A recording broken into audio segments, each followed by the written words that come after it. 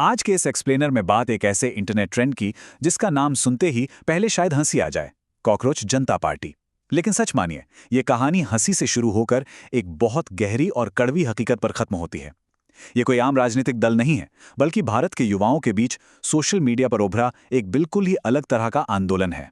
अब सबसे बड़ा सवाल यही उठता है कि आखिर देश के पढ़े लिखे डिग्री वाले युवा खुद को कॉकरोच क्यों बुला रहे हैं।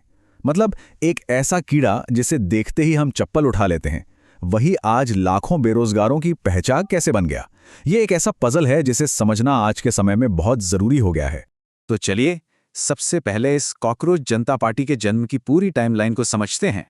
सब कुछ शुरू होता है 15 मई 2026 को। सुप्रीम कोर्ट की एक सुनवाई चल रही थी और उसी दौरान कॉकरोच और परजीवी जैसे शब्दों का जिक्र हुआ। बस फिर क्या था, इंटरनेट पर तो जैसे आग लग गई। रातों रात गुस्से की एक लहर दौड़ गई। किसी ने झटपट एक गूगल फॉर्म बनाया जिसे देखते ही देखते हजारों लोगों ने भर दिया। और इसी ड्रामे के बीच जन्म हुआ इस सीजेपी का। हालांकि यहाँ एक बात बिल्कुल साफ कर देनी चाहिए। मुख्य न्यायाधीश ने बाद में क्लैरिफाई किया था कि उनका इशारा सिर्फ उन लोगों की तरफ था जो फर्जी डिग्री लेकर सिस्टम को खराब करते हैं। जो युवा दिन रात मेहनत कर रहे हैं, उनके लिए ऐसी कोई बात नहीं कही गई थी। लेकिन देखिए, इंटरनेट की दुनिया में ये सफाई थोड़ी देर से पहुंची। तब तक तो लोगों ने इन शब्दों को एक हथियार बना लिया था। आखिर इतना गुस्सा भड़का क्यों? क्योंकि ग्राउंड रियलिटी कुछ और ही है। एक तरफ पेपर लीक हो रहे हैं, दूसरी तरफ सालों पुरानी भर्तियां अचानक रद्द कर दी जाती हैं। और इन सब के बीच फॉर्म भरते भरते युवाओं की उम्र निकलती जा रही है। जब किसी ने इतने सालों तक सिर्फ सिस्टम की मार झेली हो, तो ऐसे शब्द सीधे उनके जख्मों पर नमक का काम कर गए। और यहीं से इस अजीबोगरीब नाम का असली लॉजिक निकल कर आता है। इस मूवमेंट के हिसाब से कॉकरोच का मतलब है एक बेहद जुझारू सर्वाइवर।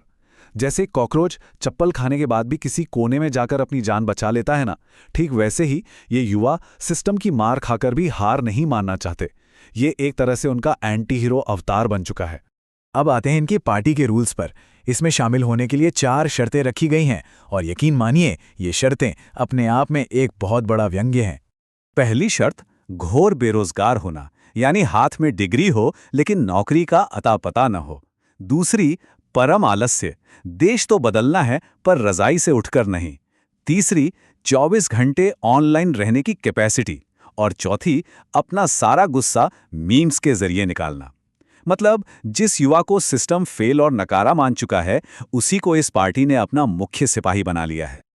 लेकिन रुकिए, अगर ये लग रहा है कि ये सब बस ऐसे ही टाइम पास के लिए हो रहा है, तो इसके पीछे बैठे मास्टरमाइंड की प्रोफाइल देखना बहुत जरूरी है। इनके संस्थापक हैं 30 साल के अभिजीत।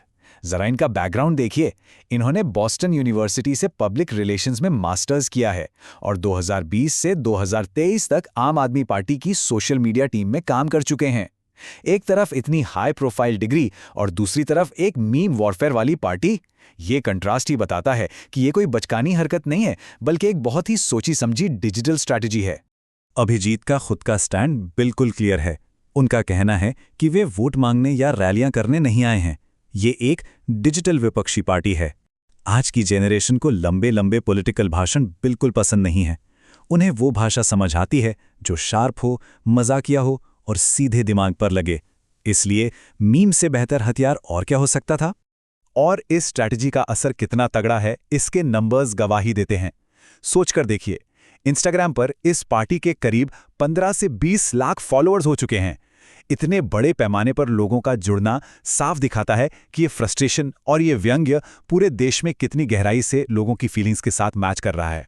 चलिए अब इस पार्टी के 5 सूत्रीय घोषणा पत्र पर नजर डालते हैं, जहां से सारा मजाक साइड हो जाता है और असली एजेंडा सामने आता है। इस मैनिफेस्टो की पहली 3 मांगे देखिए, एकदम सॉलिड और सीरियस। पहला, रिटायरमेंट के बाद अधिकारियों को सरकारी पद ना मिले।